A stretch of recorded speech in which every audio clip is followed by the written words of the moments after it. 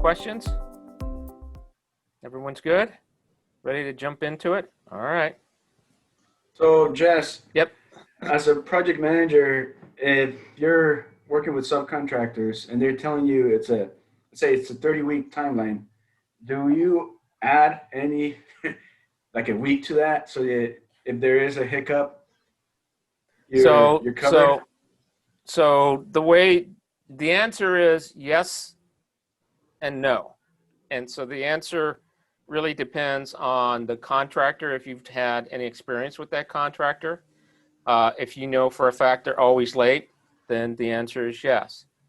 I can tell you typically, and Guy, you can certainly chime in anytime, is if you know who the resource is, right? That they always either pad it themselves and get it done early. So then at that point the answer is no, right? Because you know they already padded it in there, right? Or on the other hand, that you know for a fact they're always off on the late side. So then you put that time on your schedule to cover for that. But that's part of knowing the resource. If we've never dealt with that resource, it's better to be safe than sorry. So you do you calculate it and determine whether or not you pad it. But usually at least I would always pad it with some amount depending on who and what is it that they were performing. Yeah, I Do wouldn't make it. I wouldn't make any assumptions around it. I would just, whether you know them or not, I'd flat out ask them. You give me a time frame. How much did you buffer that? And depending on what you're talking about, if it's like for your ERP stuff, if it's no ERP is typical or a standard, but they're coming up with an overall schedule for you. So you can ask them, based on previous schedules and what you've done as a business before, what percentage of the time are you under or over the schedules that you're providing? So you can start having the conversation with them and just open it up. And then also have them be inclusive to what your schedule looks like. So they may see things and say, yeah, you probably should add a couple of weeks here and whatnot. Just include them in the conversation. Either way, Joey, what you need to do is all of those assumptions that we just discussed need to go on your assumptions board, right? They need to be listed as assumptions, and then you got to calculate the risk, right? The risk, is it high, is it medium, is it low, right? And come up with a contingency plan. I can tell you, again, just by practice, anytime that is outsourced, and especially when they're new and you have no experience working with them, it's high on the list of risk, right? Because you don't know them. And you got to be prepared to have a contingency plan to deal with it. And again, it works both ways. If they're early or late, you still need to, because if their work depends on other folks to do work, and if they finish early and those other people are not available, you just have this big gap, right? And so you've got to plan both ways. And I know we've had debates with folks who argue, well, we want it done sooner than later. I would agree, but the complexity of any project is if you have people scheduled and they don't belong to you, they don't report to you, and someone finishes early, that doesn't necessarily mean you're going to be able to bring people in to do the work right after they need to do their work. So you really have to watch that, because otherwise it may cost you to move people up because they may have another job. They have to stop to come and do your work to continue, right? So all of those things, there's implications to all of those. So always ask the question, whether they're early or late, got to ask why and understand why that's happening and what is the implication. Good question. Thank you. Thank you for the answer, not for the compliment. Oh, okay. That's not the way I took it, but okay. All right. Any other questions? Okay. So let's continue on. And what I was telling Guy during the break, we'll go ahead and finish off the lecture portion, and then we can spend the rest of the time going back, working, finishing your schedules, and preparing for your report out. All right, here we go.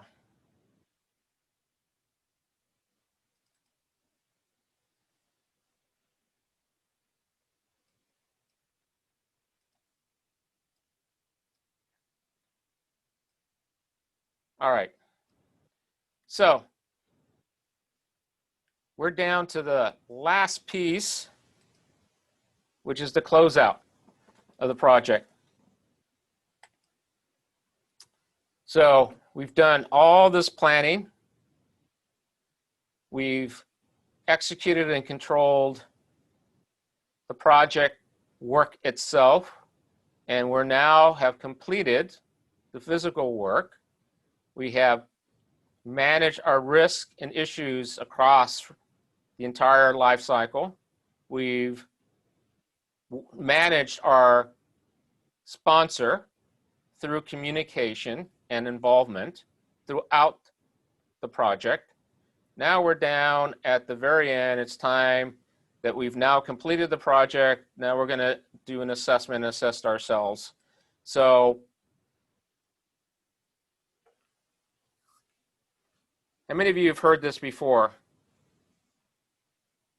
Those who cannot remember the past are condemned to repeat it. And so I'm a student of history, and I can tell you it gets repeated a lot. And so,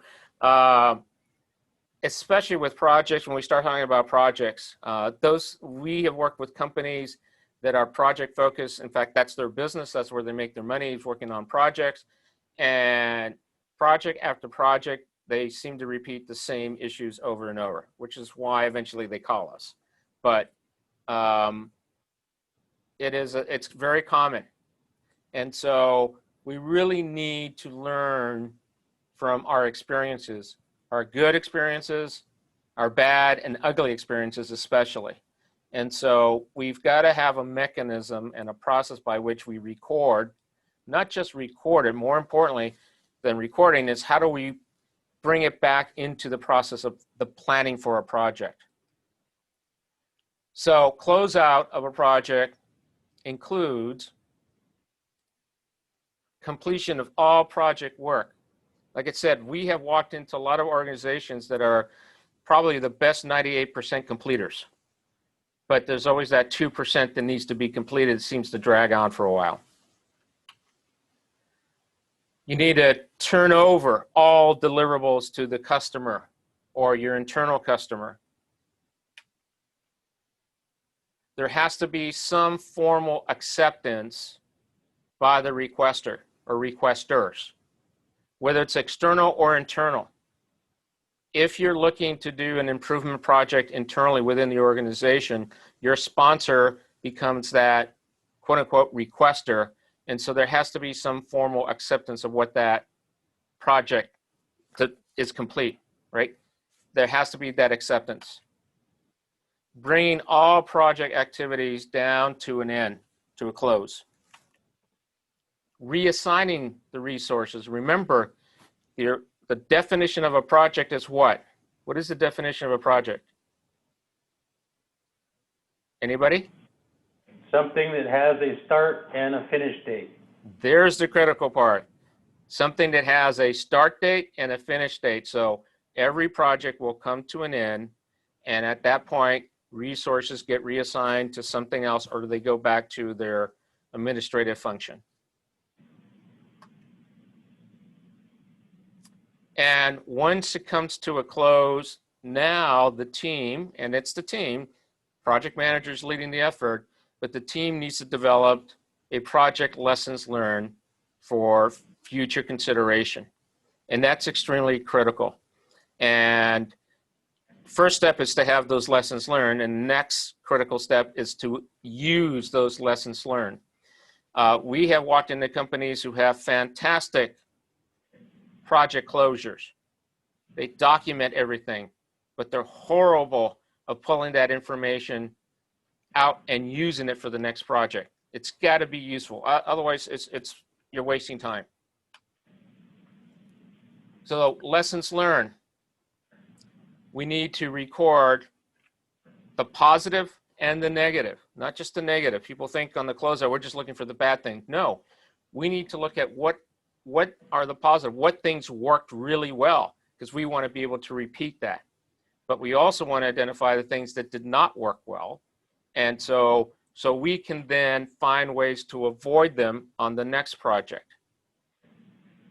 And so during the project, and this goes back to my comment earlier about having the notebook, having a project notebook that records everything, the good things, the bad things, everything needs to be recorded, because then that could be used at the end of the project to help put together the lessons learned.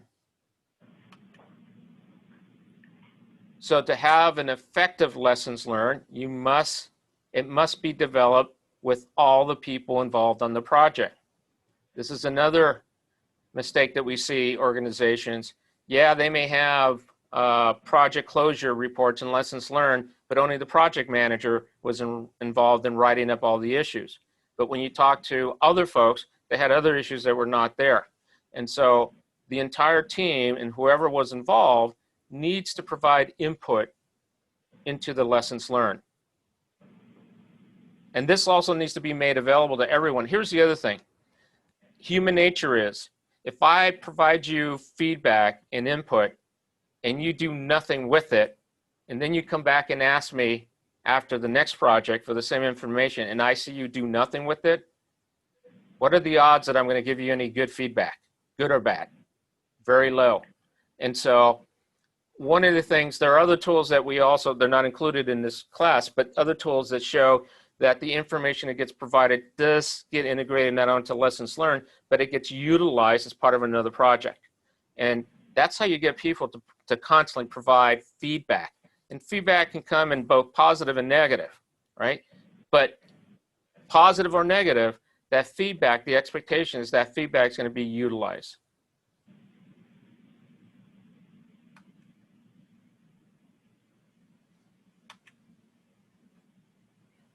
So to ensure all deliverables are complete as effective closure, including the documentation, all the stakeholders have accepted the deliverables, post-implementation reviews. And there's the key thing. One of the things is posting the reviews, posting the lessons learned, so everyone sees that, yes, the feedback has been utilized. It's there. And it's not just hidden in some report. And the last thing you should do is the team should celebrate, right? At the end of every project, especially a long one, teams should celebrate. Regardless of the outcome, the team should celebrate, because I can tell you on long projects, people put their lives into a lot of this stuff, or extra part of their lives into projects. So it's important that they celebrate the completion of the project. No questions? Good. Because guess what? This gives us about an hour and a half, roughly, of two things I'd like you to do for your final report out, or three things. Number one, I would spend probably of that hour and a half, and I'll check in with you guys within 45 minutes, but spend about 45 minutes finishing off what you have or have not completed. Then spend the rest of the time, number one, what I'd like to see in the report out is go back to your project brief and use that as a guideline and say, here is the scope of work that we planned. This is the scope of work that we had identified early on. Here are the additional things that we included, because some of you have adjusted during the WBS and during the timeline have adjusted some things. What's included, what's not included, what was originally included, what is now included or not included. I want you to identify your assumptions, your high-level assumptions, and put them in the order of what you think are the high risk. I don't need a contingency plan for this, but you would normally have a contingency plan. And the budget, and how you would spend the budget on a weekly basis. Basically the running budget. What does your running budget look like? Both in hours and dollars, please. And then the absolute final thing, oh, I forgot, there is going to be a short little quiz I'm going to give you all. It's 11 questions. It's the we're going to give you a survey of the class because we're very interested in hearing your feedback on the use of Miro, the tool, and how this class, because this is the first time we've done an online class like this. So we would love to hear your feedback, good, bad, any feedback. So I will have you do a little survey at the end as feedback, but as part of your final report out for each team, and the way we're going to do this, we're going to spend the last 35, 40 minutes going from team to team. Each team will get about 10 minutes. Is report out, project managers do your report out of the project. Then each project team member, I would like you to reflect on the class itself. Okay, what you learned, what you didn't learn, what was, whatever. Okay, so each team will get about 10 minutes to report out. Any questions? I'll be dropping in with every group. No questions?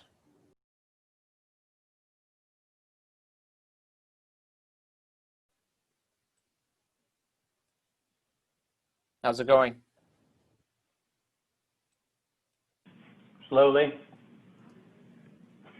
All right, let's see what you guys are doing here.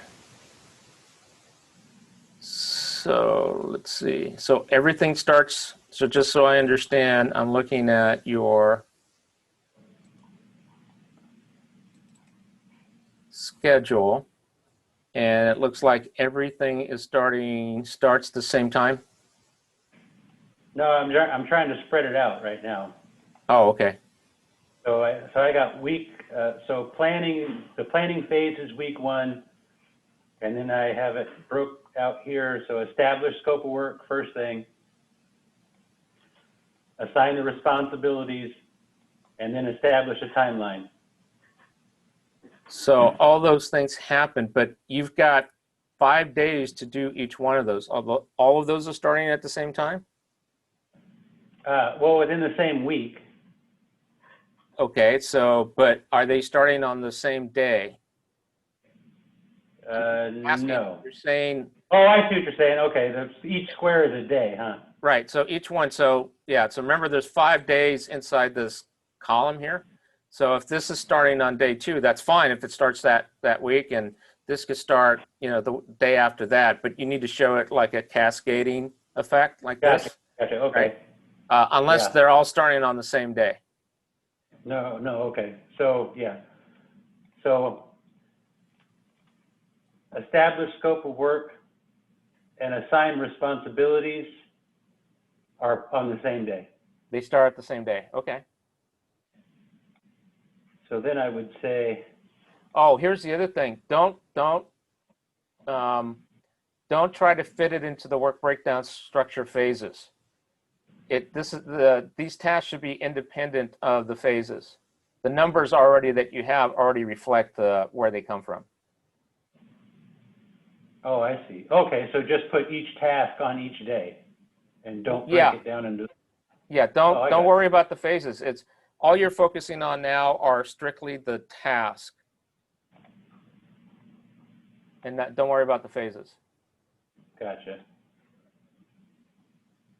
Just remember that the phases are only there really to set up the way you should be tracking the financials. It should be tracked based on the phase of the phases of the work, but your actual work is different. Your tasks may be different just because of their relationship between each other or dependencies on each other. Okay, that makes sense.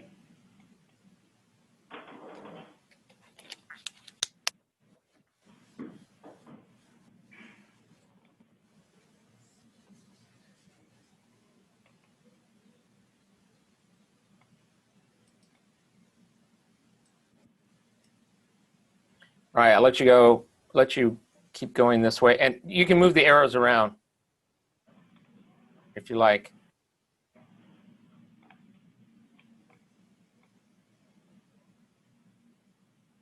Okay, yeah, I'll probably try and fix this one.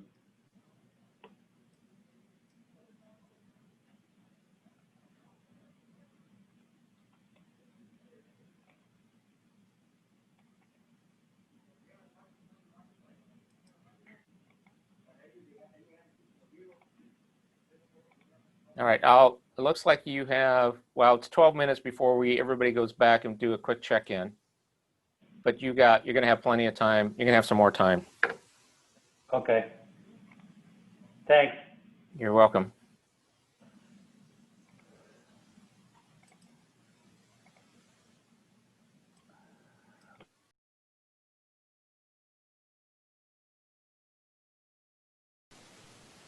How's everyone doing?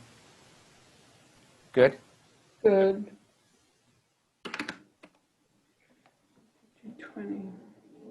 Totals keep changing. Your totals keep changing. Why is that? Numbers keep moving.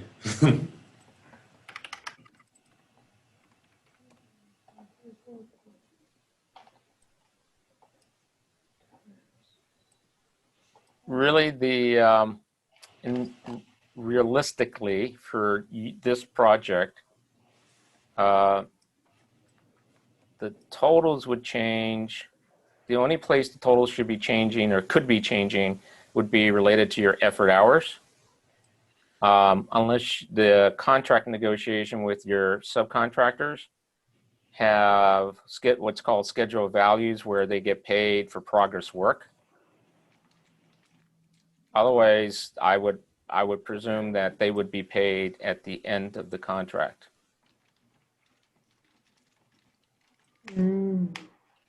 Otherwise, the only thing that really should be changing or could be changing would be your effort hours associated in providing oversight for them.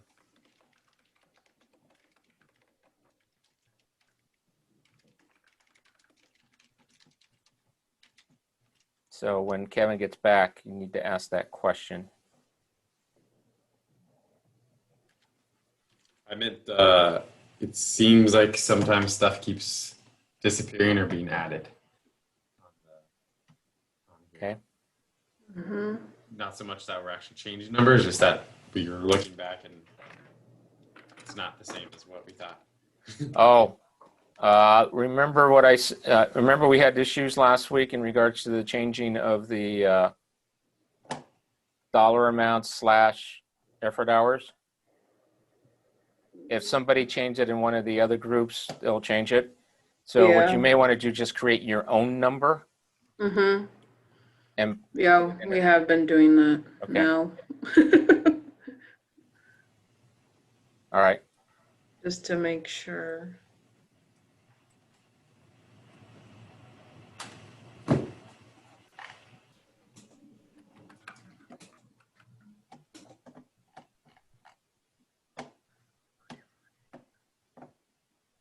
Put that one up.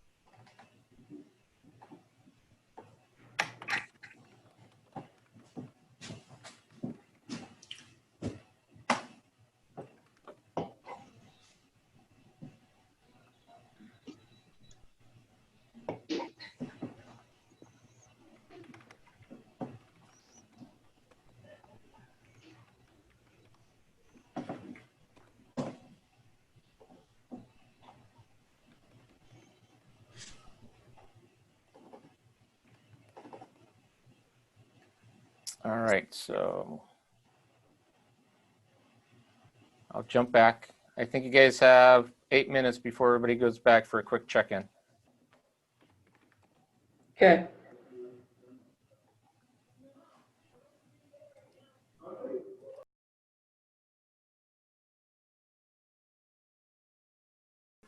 How are we doing here? Fantastic. Fantastic.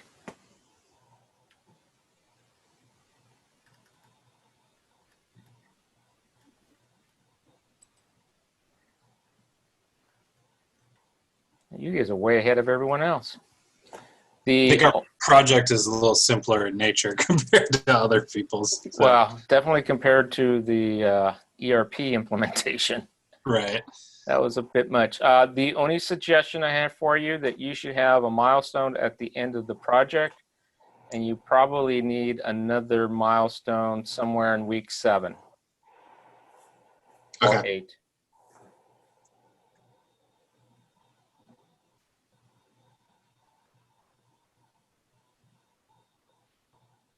Sounds good.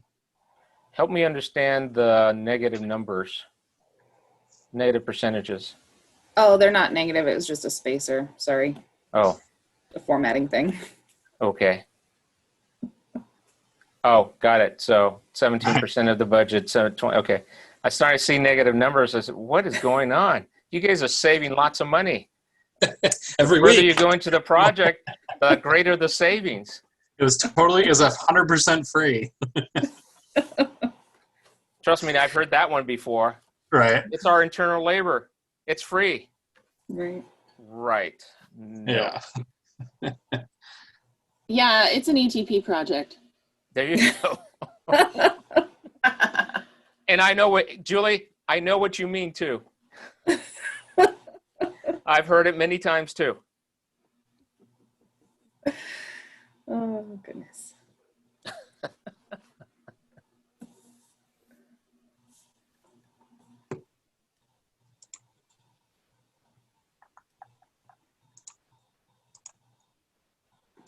All right, so everyone's going to be heading back in about 4 minutes to do a quick check-in. And then I'll send everybody back and give you about another 45 minutes to prepare for the report out. Cool. All right.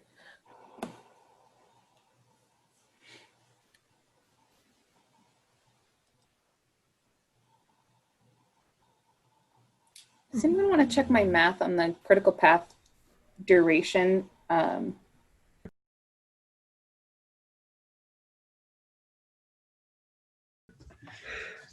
So should we change this to be who's on the team and try to get?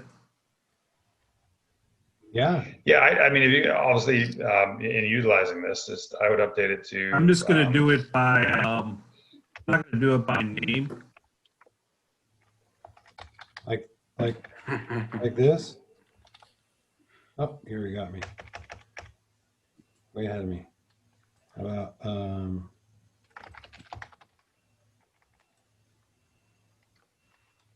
What do you got there, Bill? logistics? Can't spell it. Like, what's it disconnecting me here? Okay. Inventory. Yeah. Well, inventory control is it the supervisor? Is it the lead? Is it, what's the specific function you're talking about there? Same thing with Really sales, same thing with sales and production. If you're not putting a name in there, what's the function that you have in the business that is going to do it, or title? So inventory lead.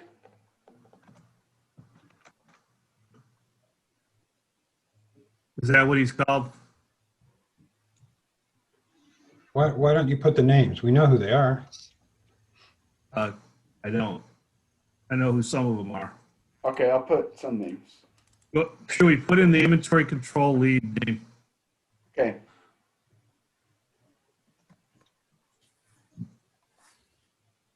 Things got me locked out.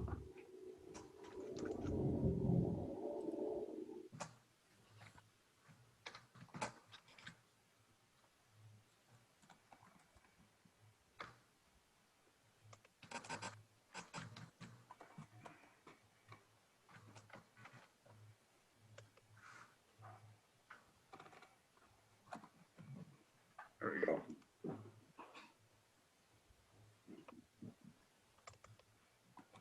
Put in. You should probably leave the title in. Yeah.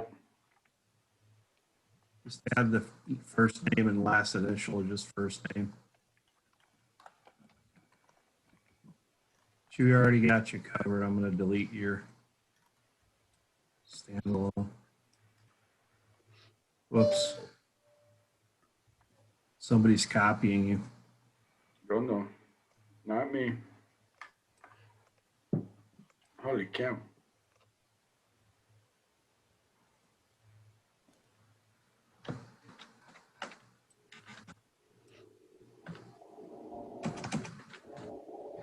So the other thing to think about from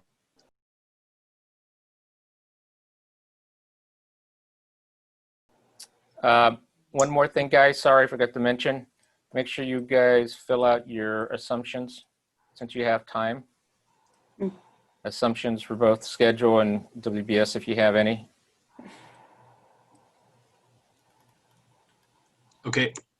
All right.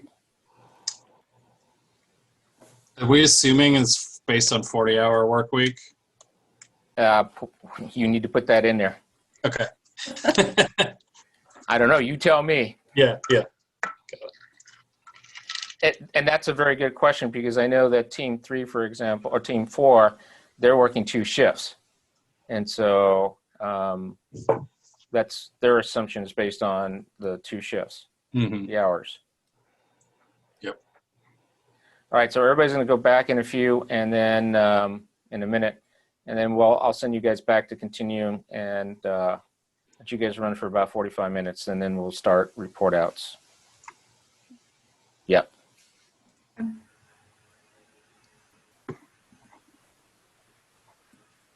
Where do you guys want to put assumptions? I think, yeah, the 40-hour work week. I think assumptions are also the availability of the resources. Kind of carry them over from the work breakdown structure assumptions we had. Quick check-in. Where's everyone at? Still hopelessly Still adrift. working. All right. I'll come spend some time with you guys here. What about the rest of you? Krista, are you okay? If not, kick Yep. your teammates. No, they're good. They're helping me.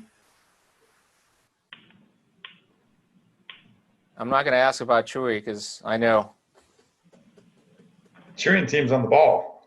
They're doing good. Okay. All right.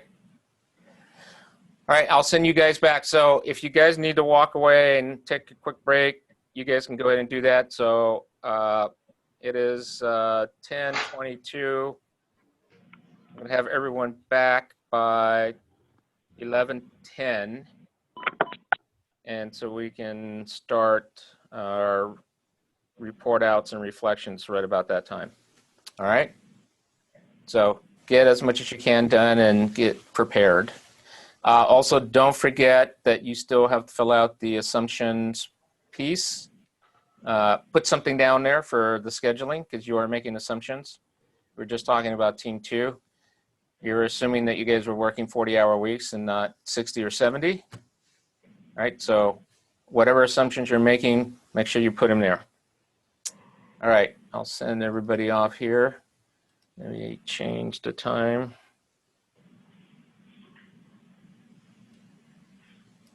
All right. Good luck. I'll see everybody here in a little bit.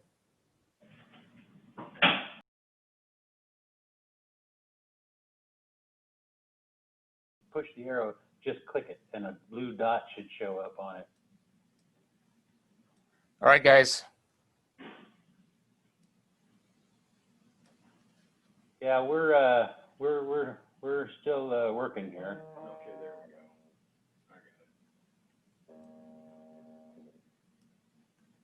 go. All right, so let me see how it looks. That ain't gonna work. Whoa, I don't know what you got going on there, Eric.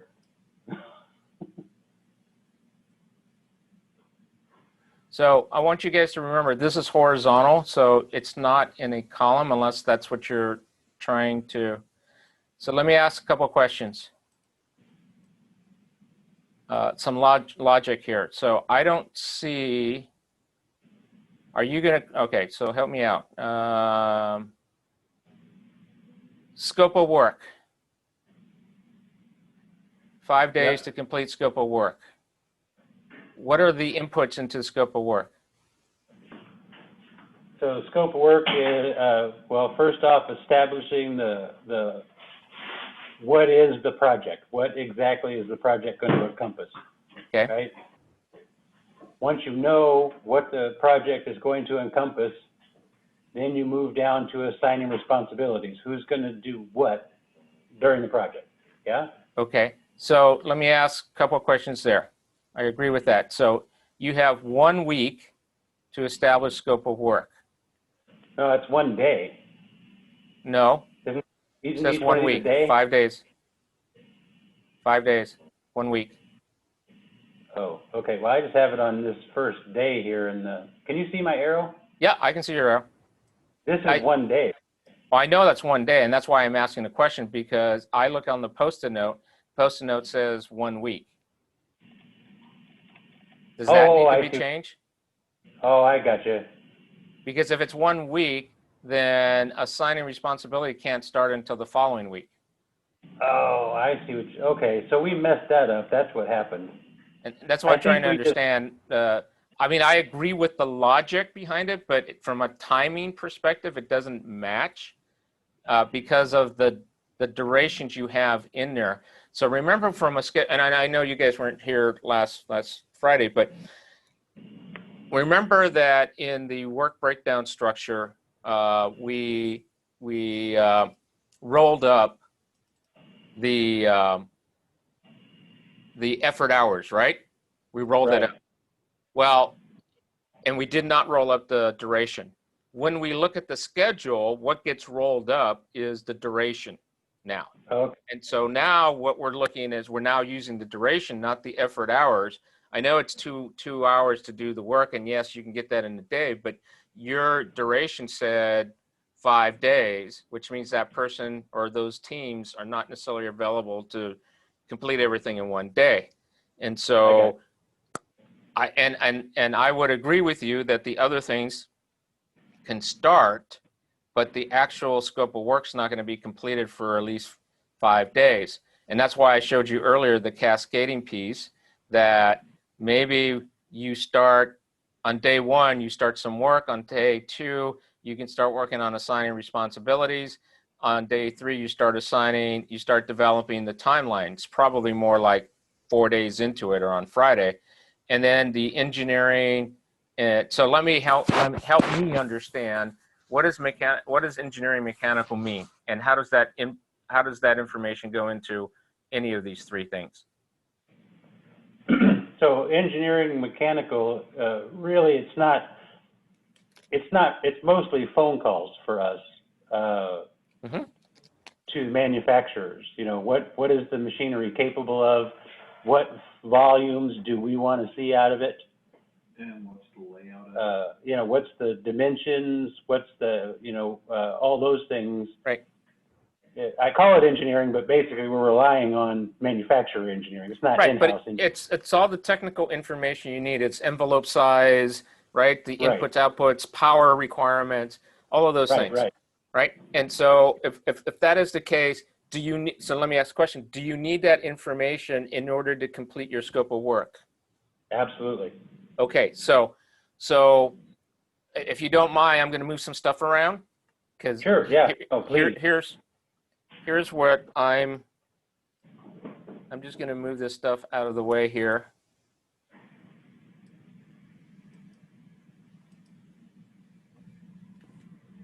I'm going to disconnect that, otherwise it's going to get really ugly. So in the scope of work, and I'm going to move these other things as well. Change those to. Just let him do what he's going to do, and then we'll. I'll show you, and then you can move stuff. I'll move stuff back in. So I'm just going to, right, so what it would look like would be if this right here, assign responsibility, is part of the scope definition, then it would start. So this starts on Tuesday. That's Tuesday. This could potentially start on Wednesday, right? Yeah. That would be Wednesday. this could potentially start on Thursday. Oops.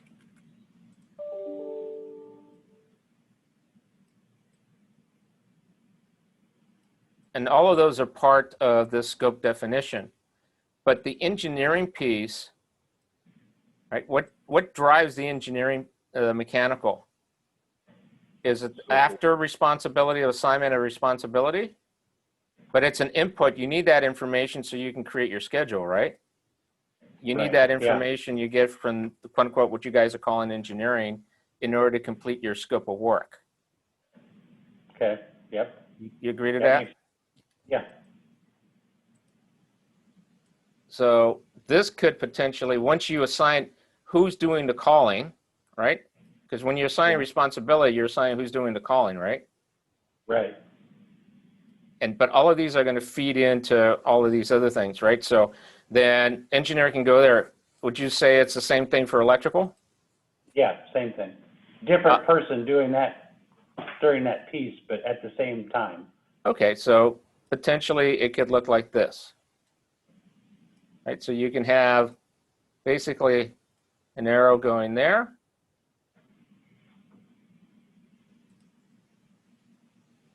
An arrow going there. And they're both happening at the same time. And if I zoom in here and look at it, so one is 2 days and one is 5 days. So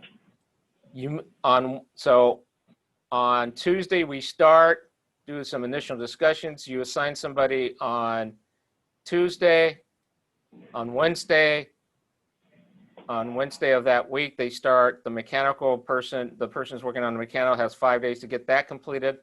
The person working on the electrical has 2 days, which would be, what did I say? That's Wednesday. So that would be Wednesday, Thursday, and Friday. So they could be potentially done on Friday, where the mechanical will be done following Tuesday, Right. right? Or following Wednesday. Yeah, that makes sense because the hours aren't very much, but he's waiting on phone calls. It's a kind of a. So yeah, exactly. So that's why you have to look at the duration. So now going to the right, if you're using the duration, don't use the effort hours because it's the duration. And like I said, again, you guys weren't there on Friday, but don't worry if your deadline goes beyond, don't worry because there's 2 passes that we do when we do schedule. We'll do what is called a forward pass. In other words, from the starting date, we go forward and wherever it ends, right? So if it ends past the due date, that's okay because then we're going to do what's called a backwards pass. And the backwards pass goes from the due date and then you schedule everything backwards, which sometimes turns out to be that we should have started 2 weeks ago, right? And the gap in between the 2 ways that you mapped, or the 2 ways you schedule, is now you can go back and say, why do we have it here in this duration? Can we cut that duration down to 3 days and cut that down to 3 days? And you start shrinking the schedule to fit into the due date. But now you're going through and seeing where the big durations are and start reducing those durations. And you're deciding where, rather than trying to force things, you can pick which ones you want to be able to reduce. And then you can come up, okay, we're going to cut, like assign responsibility. Well, it's 3 hours worth of work. It's a manager. We got 5 days. Well, what if we cut that in 2 days and we have a specific person spend Wednesday, just get it all done, right? So now you can specifically go say, this person, you got to make the decision. You got to get this done, right? And so that's why we do a forward pass and a backwards pass. So it's okay for you guys to go ahead and do a forward pass going to the right with the start date. But look at the sequence, right, of the work. So after this, you get quotes from contractors. So I presume that you would get quotes from contractors after you know the mechanical information, right? You need to know the envelopes to understand, what kind of contractor you're going to need. Are you going to have them, bore holes or whatever you need to do? That should be coming out of that research that you're doing, right? Right. So this guy can go over here the middle of the week because it takes 5 days to get to that point. Right? Right.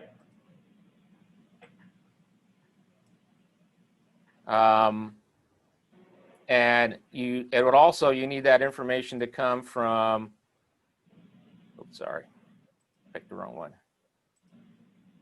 I presume you're going to get both the electrical and the mechanical going at the same time when you start getting quotes, right? Right. Yes. Okay. So that has to go in there. This one says get quotes for machine. Can that happen at the same time? No, that happened. Well, it's a little before, but Okay. That happened so- before we even designed the project.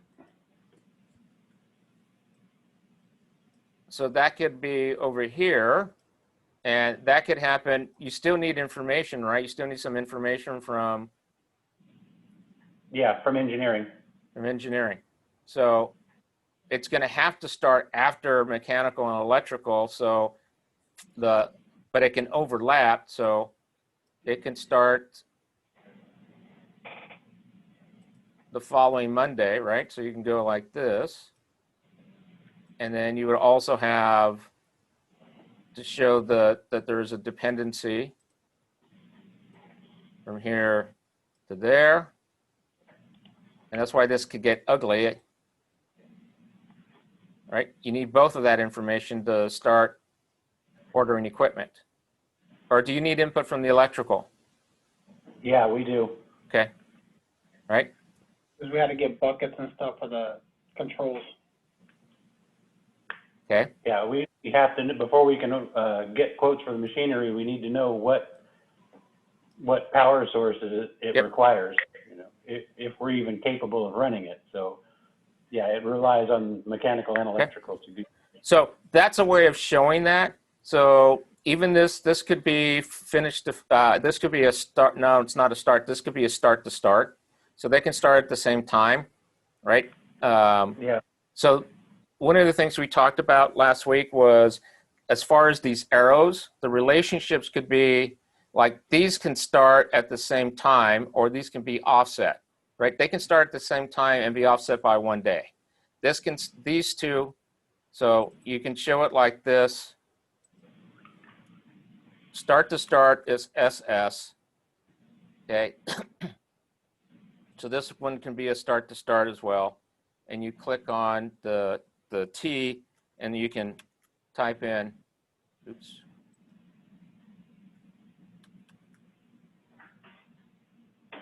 Right, and so this would be a same thing. These can be start to start because these are not waiting for the responsibility to get done. Otherwise you would be out here. But this one cannot start. For this one, cannot start until these are done, right? You can't do the quote. You can't go out and get quotes until you have the mechanical and the electrical done, right? That research done. So that is called finish to start. So in other words, a task has to finish before you can start the next task. So it's called finish to start. So here I can have two items start at the same time. One can be offsetted by a day, but they start at the same time, and it doesn't matter if they finish at the same time or not. If things have to finish at the same time before you can start another task, that's called finish to finish. So in other words, the driver there is two things have to finish at the same time before the next task can begin. Like the electrical and mechanical here, they both have to finish before you can jump in and start getting a quote.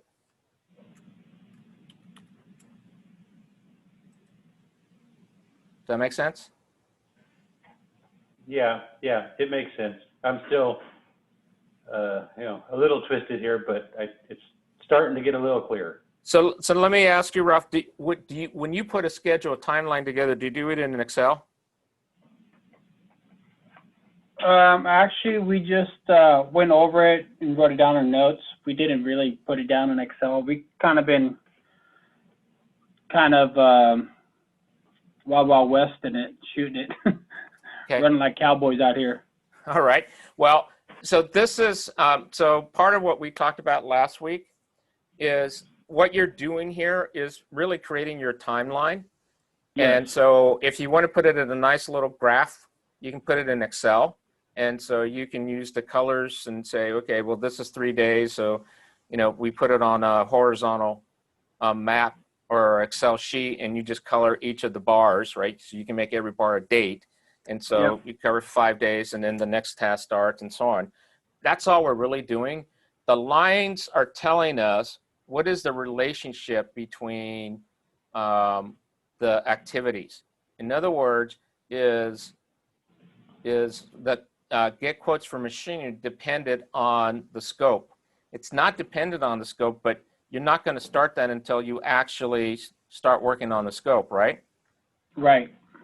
And so, but it is dependent, right? The machinery quote is dependent on the research you do, the mechanical research and the electrical research that you do, because that information is going to determine what equipment you really need to go get quotes on. Correct.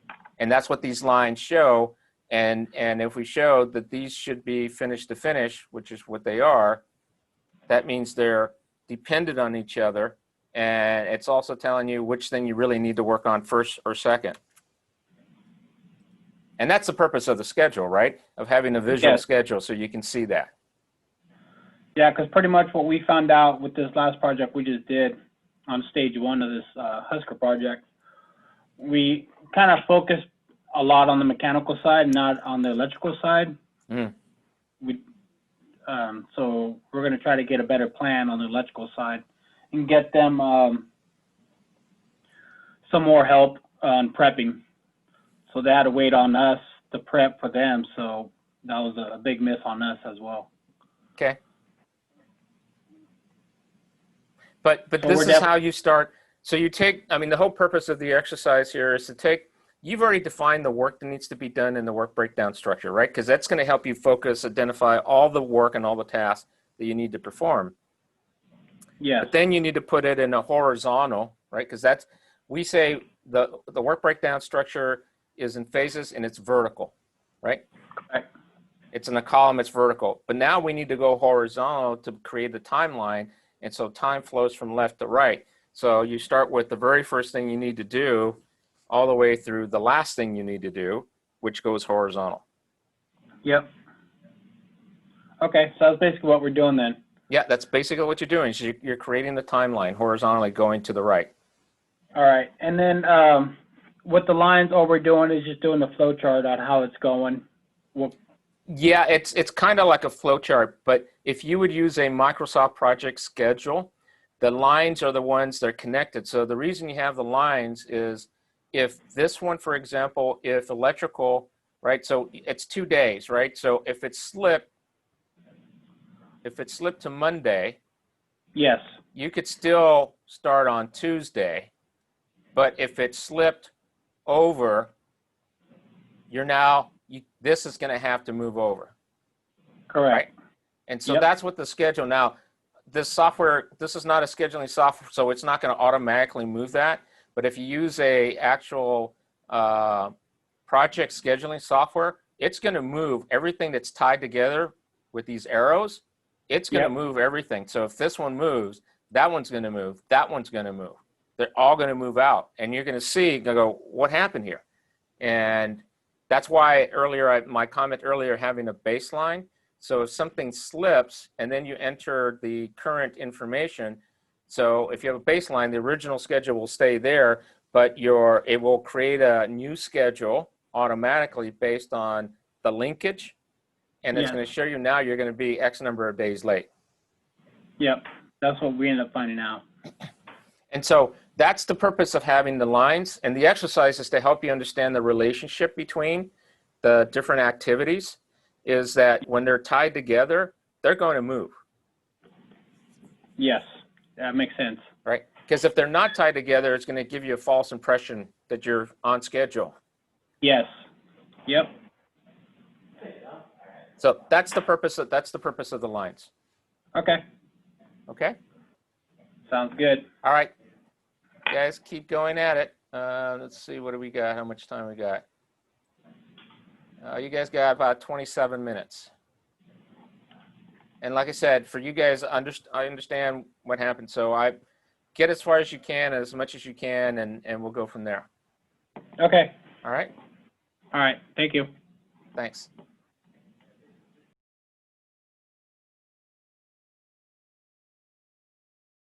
Okay, how are we doing? I think good. You think good. Yes. Okay. What does good mean?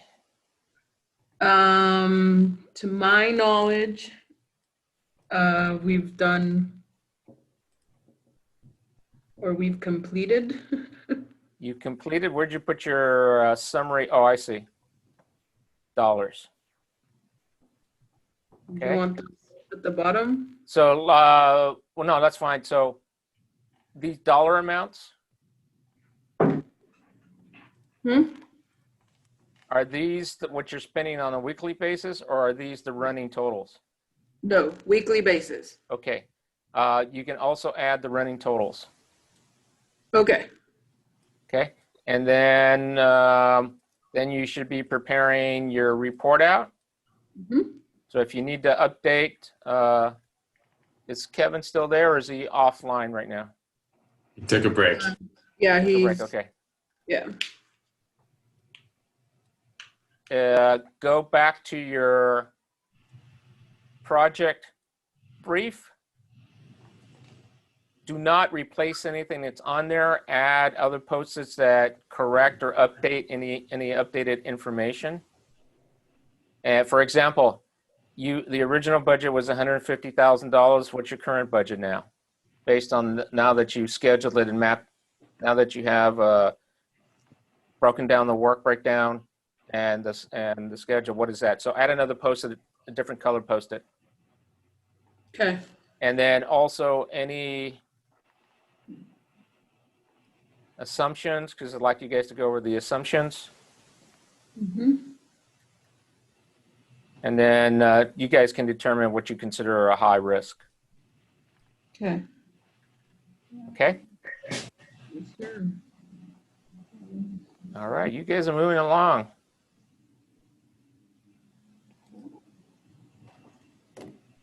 You have 24 minutes. Got it. Okay. Thank you. Thank you.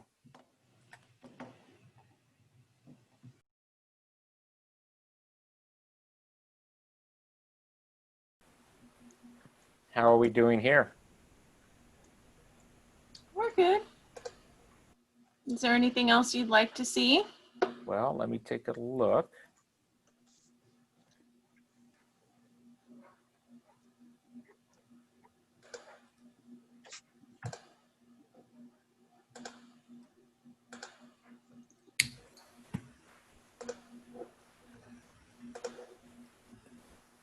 Okay, you guys are doing good.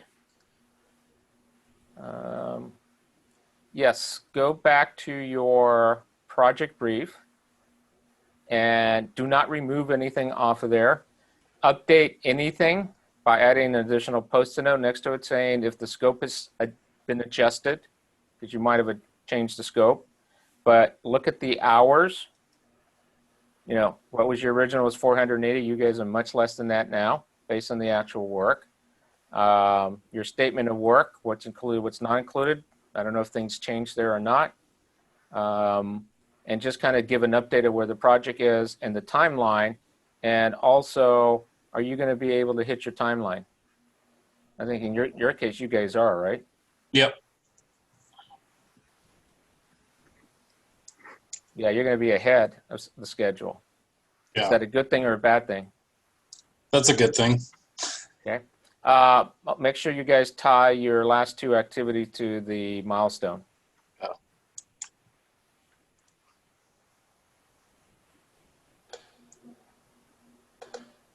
And then just be prepared to do your reflections. So for the report out, you just want me to go over the schedule? How does that work specifically? So report out, go back to the project brief. Okay. Go through each part, and then as you get to the timeline, the date, jump over to the schedule, show what you guys have done on the schedule. from a budget perspective, jump on the budget, show with the budget, right? So typically use the guideline from a report out. And again, you should be doing regular report outs to your sponsor. Mhm. Use the project charter as a guideline because you've been through the plan. Remember, this report out is your final report out on developing the plan before going and executing. And so you want to follow what was, here's the brief, here are the things we've been working on, here are the things we learned, here are the things that have changed, because things have changed, right, from the original brief. And so here's where we are, because at the end of this process, at the end of the planning, you would get the plan signed off, everybody would agree. Okay, your new hours are, how many hours do you guys have now? What's your total hours? 258.25. Okay, so now 258 is going to be what you're committing to. Yep. And so as a sponsor, I would be very happy because you're giving me money back. But now I'm going to hold your feet to the fire because now you said that, because I'm going to take that money away, the leftover or the difference, Right. and use it for something else. So now I'm going to hold your feet to the fire. That's what you're committing to as a team. And then typically what you would do at the end of this, get an official sign off saying, everybody agrees, this is what you're going to do. This is the plan. Sign off, go execute. Cool. So we initially only budgeted number of hours. Do you want us to also add the dollar value to that Yeah, now? you can, since you have a standard rate, just multiply that times the standard rate, and that could be the comparison.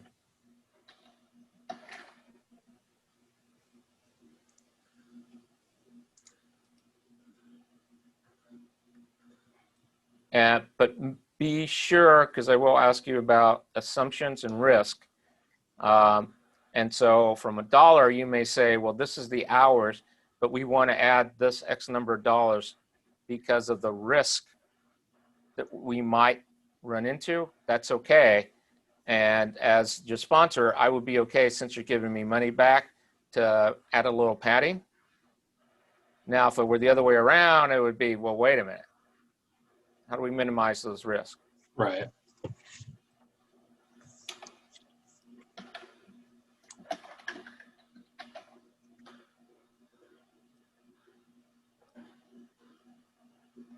All right. Cool. You guys are doing good. You're going to be the model team. I'd probably learn more from more complicated projects. That's what I was talking about earlier.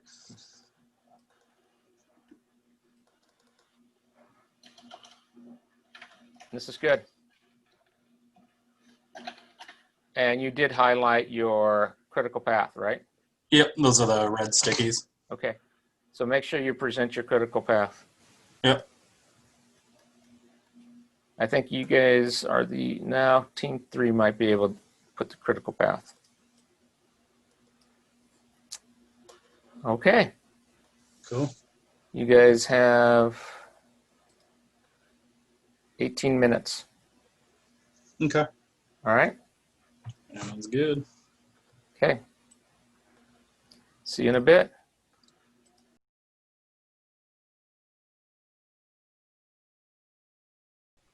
Okay, one more thing, since you guys probably have time on your your schedule.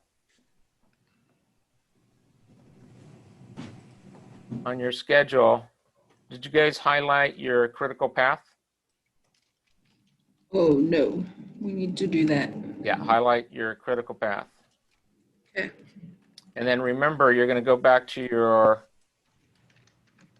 when you do your report out, you're going to go back to your project brief, because remember, this would be at the end of the planning, you're going back and saying, we've done everything, here's the final plan, and you want to get sign off. So you're going to go back to your project brief.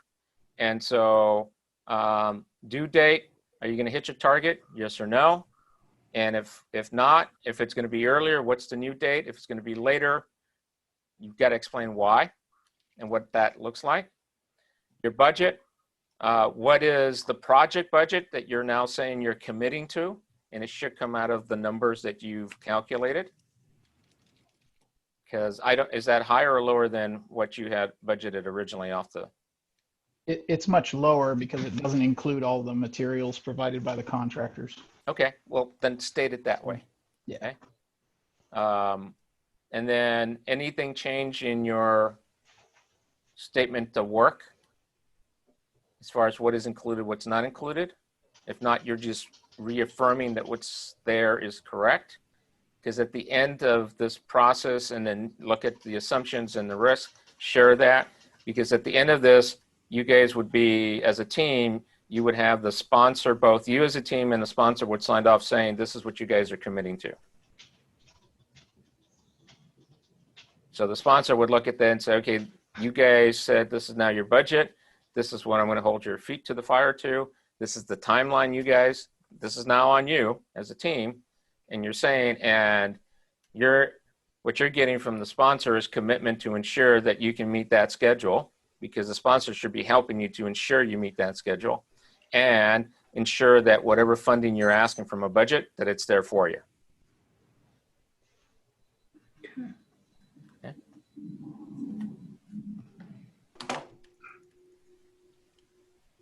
So the only thing that we have to really do now include is our critical path. Yep. Okay. How do you recommend we highlight it? Just change the color of the arrows or something? Yeah. No, just change the color of the Post-it notes. Oh, okay. That would probably be the easiest thing to do. Pick whatever color you want it. You go to orange. Something that sticks out. Yeah. Okay. All righty. Okay. You guys have, what do you guys have? 15 minutes. All right. All right. See you in a few. Okay. Thanks.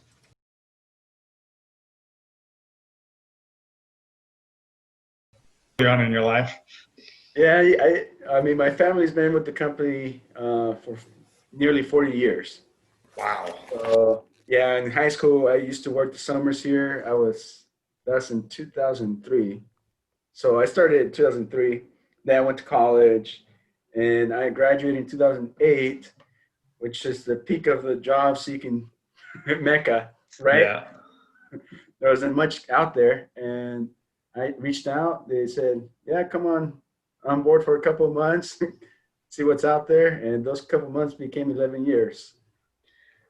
Nice, nice. I like those stories. We sometimes we go to companies and the longest retention is like 3 to 5 years, but it's nice to know that there's been families and generations and whatnot. It's pretty cool. We find that a lot actually find that a lot in agriculture.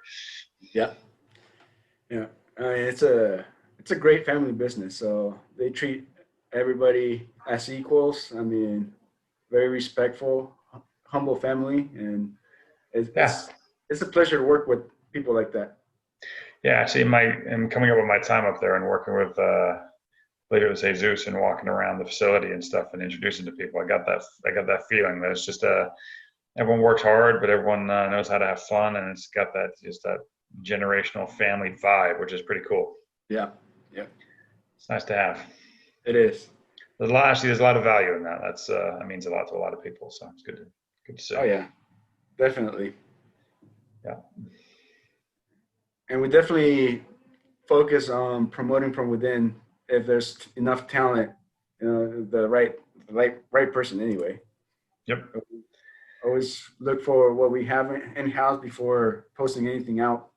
Yeah, I always tell people it's you want to, even if there's positions that people you don't have for certain positions, you want to groom them, grow them, and invest in the training for that individual. Invest in those individuals and grow them in the positions you want is the best way to do it.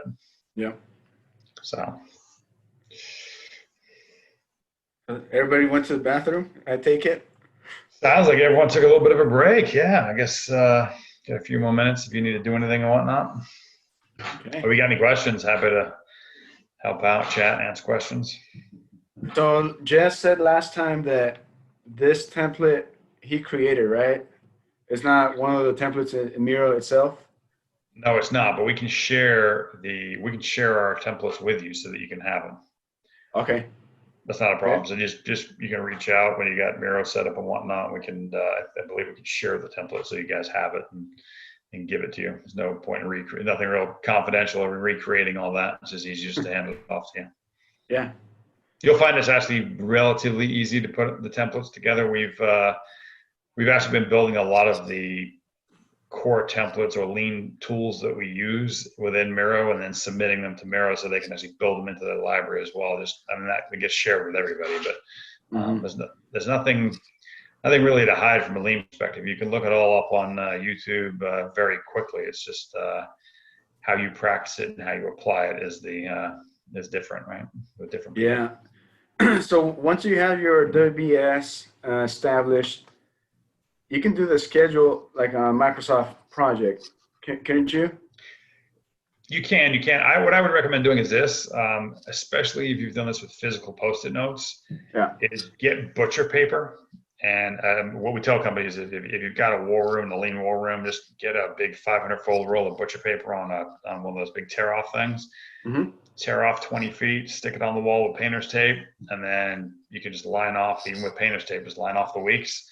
Start moving around with Post-it notes and get it 80% complete with the Post-it notes first before you go on a project. And you want to do that with the team as well, because as soon as you get into the software side of it, it's typically one person putting it into the software, controlling it. And although everyone may be able to share that file, you tend to get less visibility to it. So I always recommend to do it on the wall first and get everyone involved. Got it. Whoa. What's going on with the screen? Jess shared his screen. Yeah. Just share screen. Oh, okay.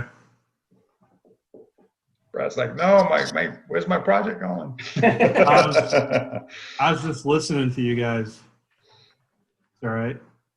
Yeah. I didn't know you were still in the room, Brad. Sorry, I shouldn't have said that about you. That happens to me often, Chewy. Everybody. I didn't know you were there, Brad. I'm just so quiet.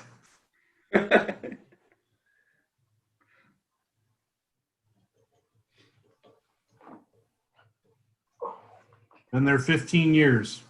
Where are you? You been here the whole time? Just keep those paychecks coming. Those finance folks just creep up behind you. You just don't know they're there. Oh, I know. That's right. When you least expect it. It's just like the Spanish Inquisition. Yep. That expense report's off by a penny. Boom, here they come. Where are the receipts? Yeah, that's right. That's a rally cry. Yeah.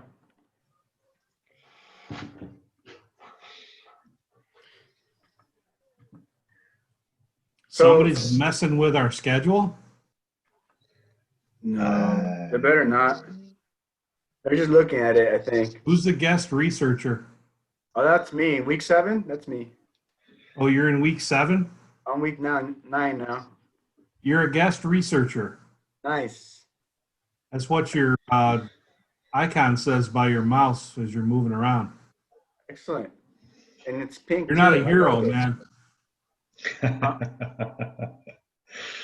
Brad's touting his own title. Where are you, Brad? Mine says Miro Nerd. Miro Nerd.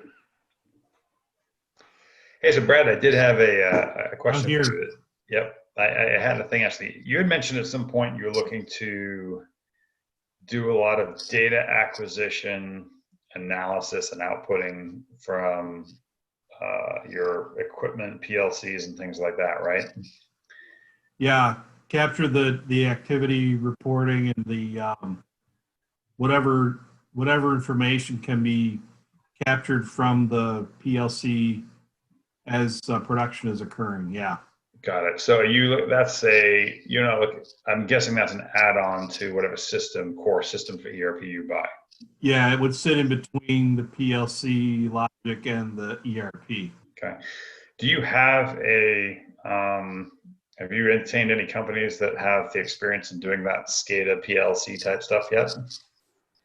We just started. It's part of the definition of the project, and we've been gathering up limited information on what we need, but because obviously we're in the middle of this large expansion, we've sort of set that aside right now. Okay.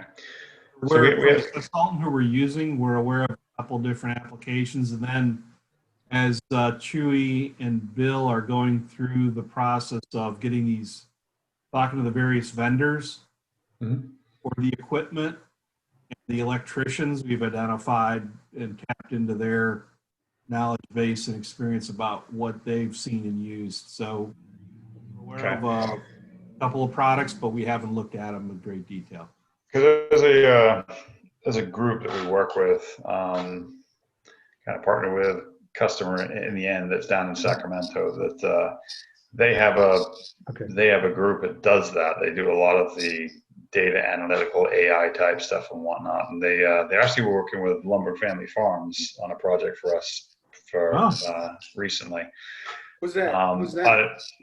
Rexmore, they're an electrical contractor, but they have a wing in their division within their group that does a lot of the data type stuff. How do you spell that? R-E-X-M-O-R? R-E-X-M-O-O-R-E, Rexmore. Okay, Rexmore.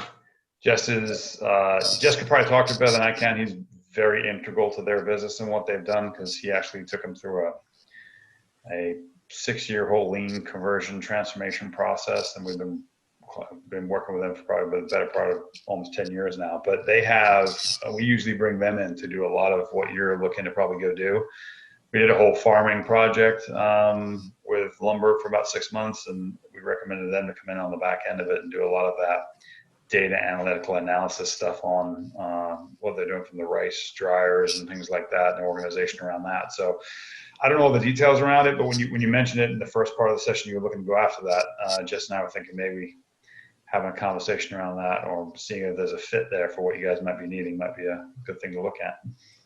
Yeah, definitely. We should talk after the class or, yeah.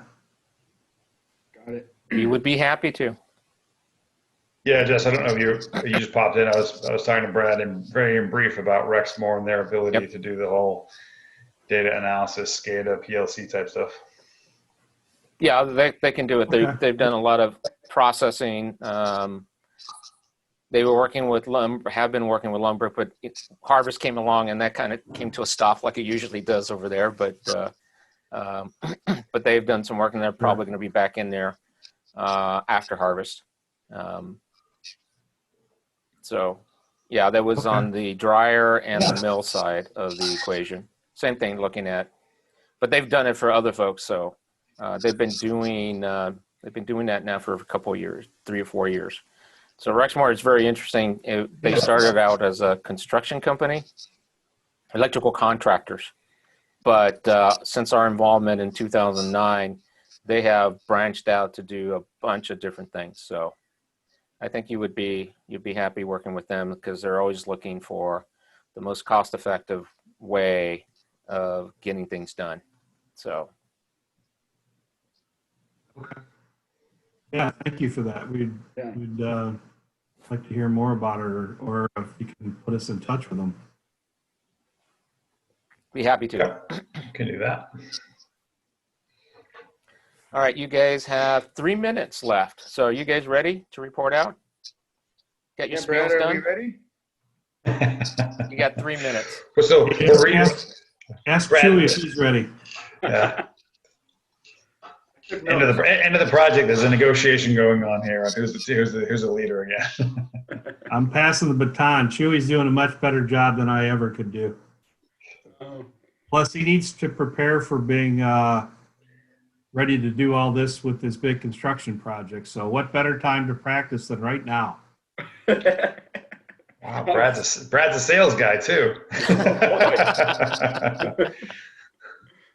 He wears multiple hats. That's what he does. I just like to point out everyone else's strengths and let them run with it. Appreciate that, Brad. You're ready, Chewy. For the construction, yeah. ERP, I don't know. Come on, fake it till you make it. What construction are you guys working on or will be working on? Oh, that's the other small project they have going on. That's a 2-year project, and we got a building size 400 feet by 630 feet building that we're designing. Half of it's bulk storage receiving. Roughly, we're going to receive 50 million pounds in there. The other half is for processing, where we're going to be shelling, lasering, which is sorting the walnuts to get rid of all the shell fiber for material. And then we'll be packing in there as well. We'll have 2 cold storage units in there, loading dock to the side. Cold storage units, huh? Oh yeah. Oh yeah. And loading dock to the side, fumigation chambers up front. That's for Brad and I. We're gonna hang out there. small Fumigation shop. is code. That's where the bathrooms are. Oh, okay. No, and then we got a shell storage building, and Bill and Kevin, they're working on 2 different contractors that will burn the shell. One of the contractors is going to sell energy back to PG&E, Right. and the other one is going to create hydrogen out of that shell. So, Nice. yeah. Interesting. I mean, You we have actually, some, last time I was on site, about a year and a half ago, you guys were, I think you had another building going up, actually. It was in the, facing the manufacturing, the far right corner. There's a concrete slab in there, and there were contractors out there working. That's already up and going. It's already up and going. It's just a bin storage building, so it's storage, pack product and bins. Yeah, it's nothing fancy. There's no equipment in there. Basically, to be able to encase all our pack product under a roof, really. Yeah. all right. Everybody's heading back.